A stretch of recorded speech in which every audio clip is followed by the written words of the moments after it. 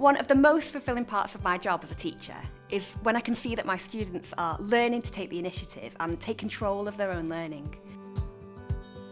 I find an important part of helping them to do that is teaching them how to problem solve.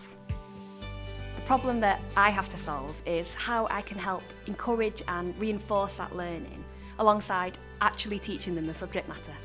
And that's why I really like the Education Starter Kit. First off, it's really good fun, and that means my students want to learn. They're getting to grips with science and technology, they're engaged in what they're doing, and they want to succeed in their projects. And a natural part of getting to the point of success is having to solve any problems that arise. It's great to see them getting more confident as they work through the lessons, actively finding solutions and really taking the initiative when they see that something isn't quite working how they want it to. And because they have to keep trying until it does work, they're becoming more resilient and they're learning that it's okay when something goes wrong too.